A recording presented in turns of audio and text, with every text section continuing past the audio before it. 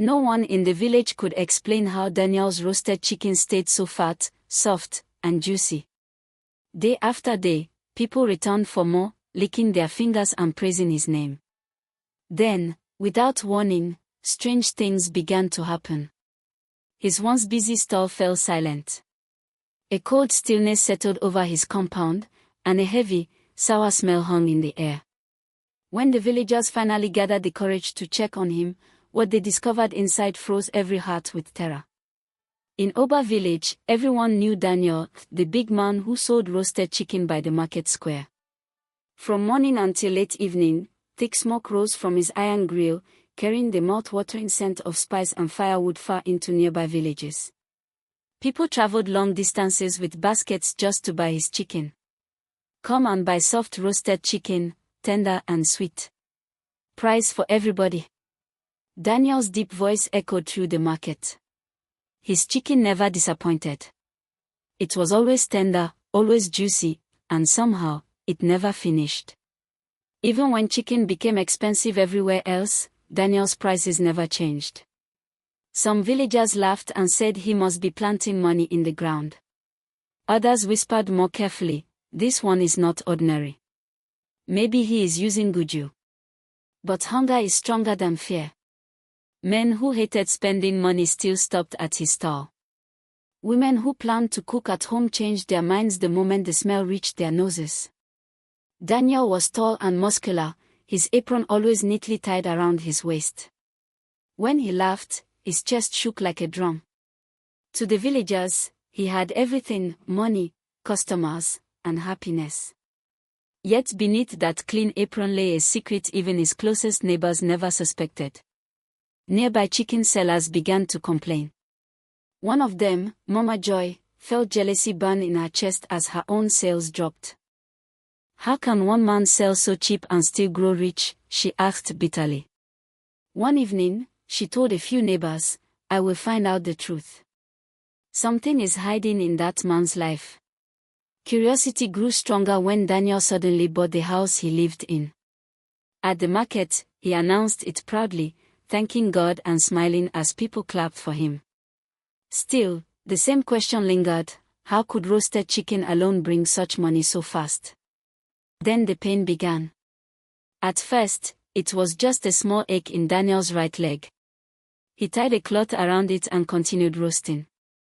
But the pain grew deeper, sharper. Sometimes he paused to press his leg, thinking no one noticed. Flies gathered quickly whenever he adjusted the wrapper around it. Still, he smiled and walked on. One evening, as customers lined up, Daniel stood to fetch more chicken. His leg failed him.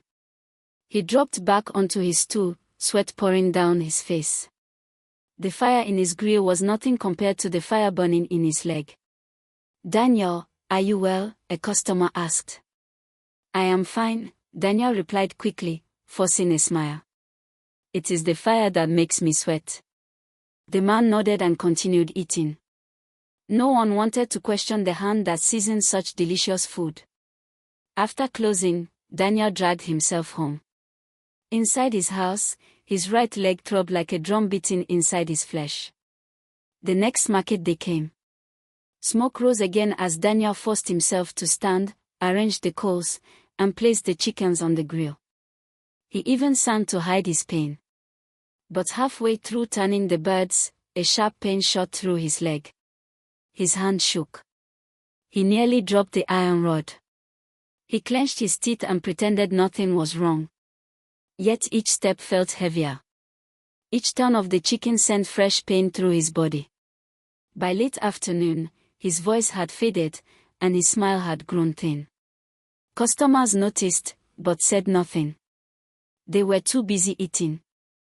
As the sun set and the market emptied, Daniel packed a few remaining chickens and limped slowly home. Night settled quietly over Oba village, but Daniel's compound remained awake with a different kind of life. He sat on a low wooden stool and slowly loosened the heavy wrapper around his swollen right leg. The cloth peeled away with a damp sound, exposing the sore that had become both his secret treasure and his curse. When his fingers brushed its edges, they felt hot and stiff, as though the flesh was cooking from within. Lying there in the darkness, Daniel's mind drifted back to the night everything changed. Lagos returned to him, the chaos of the market, the roar of engines, the glow of wealth. He remembered Chief Benson. Long before Oba village ever knew his name, Daniel had been a thin young man in Lagos, with eyes that constantly measured other people's riches. He worked in a crowded spare parts shop at Ladipo Market. From dawn until nightfall, he carried heavy engine blocks, wiped oil from the floor, and fetched boats for customers. His hands labored endlessly, but his mind burned with restless desire. Every day, rich men arrived in shining jeeps. Their polished shoes swept the ground, their clothes smelled of expensive perfume, and their laughter rang loud, as if money itself was their companion. Sometimes Daniel would pause, rag in hand, and whisper bitterly to himself. Why must I live like this? Why did my father leave me nothing? Why did my mother own no land? How long will I suffer while others swim in riches? The bitterness took root like a hidden seed. No matter how often his boss praised him or slightly increased his wages, it was never enough. Daniel stopped counting his blessings and began counting other men's cars. Among all the wealthy customers, one man captured his attention more than any other, Chief Benson, a powerful car dealer known across the city. Whenever Chief Benson arrived, it felt like a festival. His convoy drew eyes, his gold chain flashed under the sun, and his laughter carried across the market. People greeted him with deep respect, calling him Odugo. Daniel watched him with hungry eyes. For months, Daniel studied Chief Benson's movements. He noticed how his pockets never seemed empty, how he spoke like a man who owned the ground beneath his feet. In Daniel's heart, a voice whispered, "This is the life I must have. I cannot remain a servant forever." One scorching afternoon, as the market buzzed and generators roared, Daniel's desire finally overflowed. As Chief Benson completed his purchase and turned to leave, Daniel wiped his oily hands on a rag and stepped forward. "Chief," he said, forcing his voice to stay calm, "please, show me the way. I don't want to die poor." Chief Benson stopped and studied him closely. Many had begged before, but something in Daniel's eyes, bold, desperate, caught his interest. For a long moment, the noise of the market seemed to fade. Then Chief smiled slowly. "You are brave," he said. "Many complain, but few dare to ask. If your heart is strong, come and see me tonight.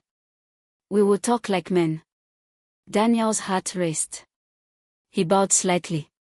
"Thank you, Chief. I will come." As evening fell and market lights flickered on, Daniel's thoughts spun wildly. He barely noticed the smell of petrol or the loud bargaining around him. He did not know where Chief would take him or what "show me the way" truly meant. But one thought filled his heart completely. This is my chance. I must become rich, no matter the cost. Days later, at the back of the market, Daniel waited alone beneath a flickering streetlight. His shirt was freshly washed, worn only for this secret meeting. When the sharp sound of a car horn broke the silence, his heart jumped. A black jeep rolled to a stop beside him. The back door opened, and Chief Benson sat inside, his face half hidden in shadow, a faint smile resting on his lips. "Get in," Chief said. Daniel climbed in quickly. They drove for a long time in silence. Daniel gripped his knees, questions pressing against his chest, but fear sealed his lips. At last, the jeep stopped in front of a small mud house. Chief Benson stepped out and motioned for Daniel to follow. In the center of the room sat a thin man with a long white beard and eyes that gleamed like wet charcoal. When he spoke, his voice was low and steady, yet it seemed to press against the walls. "Welcome," Barbara said. "You have come to find the road to wealth." Daniel swallowed hard. "Yes, Barbara. I am ready." Without a word, Chief Benson untied his flowing agbada and slowly rolled up his right trouser leg. Daniel's breath caught in his throat. On the man's calf was a wound the size of a clenched fist, deep, dark, and alive. White worms crawled in and out of it, writhing as though the flesh itself were their home. Daniel staggered back in horror. But Chief Benson only smiled. "This is my bank," he said calmly. "The more these creatures grow, the more money flows to me. They must be fed to the living. When people eat food that carries them, wealth follows me like a shadow." Barbara's piercing eyes never left Daniel's face. "If you want riches that never dry," he said, "you must accept a wound like this. Every night, you will harvest what it produces. You will feed it to food meant for others. Fail, and the gift will turn against you." Daniel's heart pounded violently, but greed drowned every warning screaming inside him. "I accept," he said quickly. "Do it for me tonight." Barbara nodded once. He reached into a clay pot and brought out a sharp object darkened with age. As he began to chant in a language Daniel had never heard, thick smoke filled the room with a bitter, choking smell. Then, without hesitation, Barbara struck. The blade cut deep into Daniel's right leg. Daniel screamed as a burning pain shot through his body. Almost immediately, a crawling sensation followed, as if something alive had slipped into his flesh and settled there. Chief Benson watched in silence, a faint, satisfied smile resting on his lips. When the chanting stopped, Barbara spoke again. "From tonight, you will carry your own source of wealth. Gather what the wound gives you. Feed it to living food. Do not fail, or the hunger will turn on you first." Daniel sat trembling, sweat soaking his back. Chief Benson placed a heavy hand on his shoulder. "Leave Lagos. Find a quiet place where no one knows you. Start a business where people must eat every day. Obey the instructions, and you will never lack." Before dawn, Daniel left Lagos.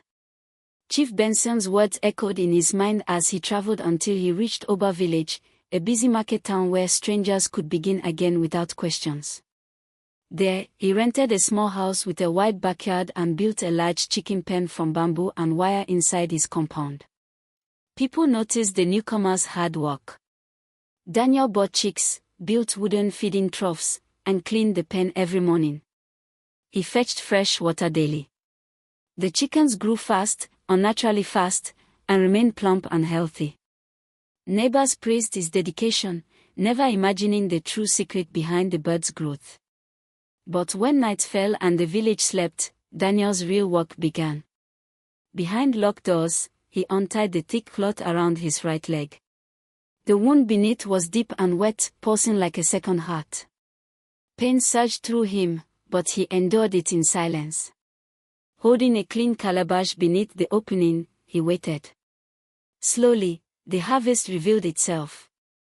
Barbara's voice echoed in his mind every night. "Gather what the wound gives. Feed it to living food. Do not fail, and your riches will not dry." When the calabash was full, Daniel poured its contents into the chicken's feed and watched until it settled completely. Only then did he rewrap the wound and lie back on his raffia mat, whispering his nightly comfort to the darkness. "Small pain for big money," Daniel often whispered to himself. "Tomorrow, the queue will be long." By morning, his yard was always alive. The chickens were fat and restless, pecking noisily at the grain. Neighbors passing by greeted him with smiles. "Daniel, your birds grow as if they eat gold," one man joked. Daniel laughed easily. Good care makes strong chickens. When the birds reached the perfect size, he slaughtered them and roasted them on his wide iron grill at the market. The smell alone pulled people in. Soon, Daniel's name spread far beyond Oba village. Travelers planned their journeys so they could taste his chicken. Men who once swore never to eat cooked meat lined up at his stall. Some claimed they dreamed of the flavor and woke with cravings they could not explain. Money filled Daniel's bag faster than he could count. Seasons passed. His business flourished like a river in the rainy season. Yet every night, the secret work continued. The wound throbbed harder. The smell grew sharper. Sometimes, when he uncovered it, the edges looked darker, almost black. Still, Daniel obeyed Barbara's instructions.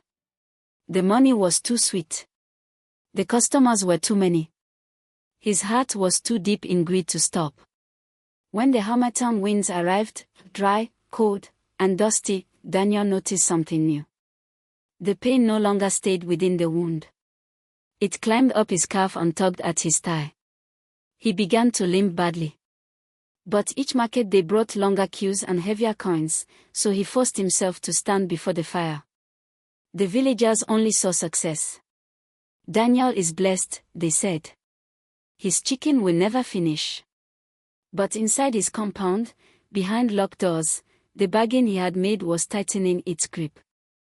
The wound that fed his wealth was quietly preparing to collect its final debt. One harmattan morning, the air was cold and dry, yet Daniel lay sweating on his bed. The pain in his right leg had become a living fire. It burned day and night. Each attempt to stand sent sharp pain through his thigh and across his waist.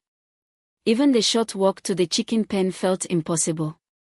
For days, his grill at the market remained cold. Neighbors came to his gate.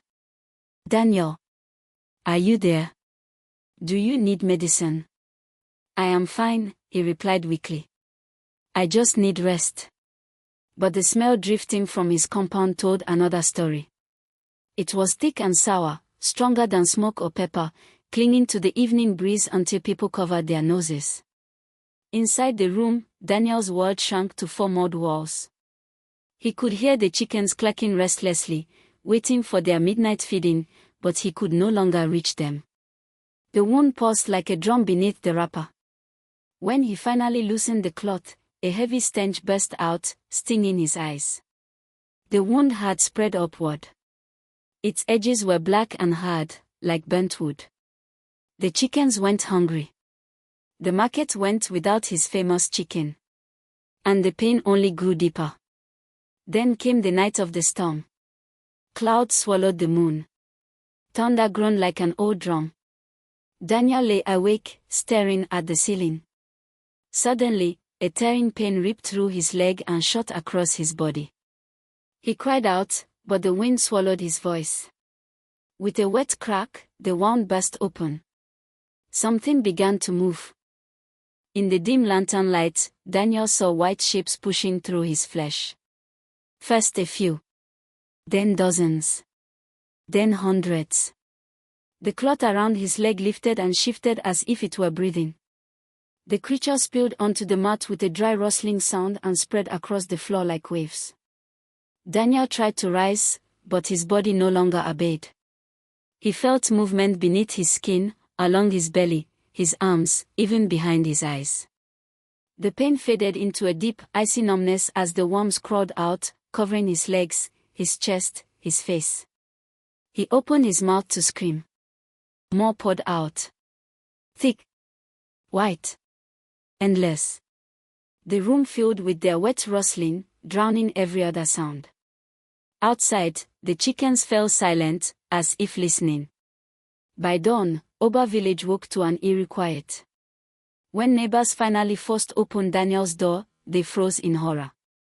The air reeked of decay and cold ashes. No one touched the grill again.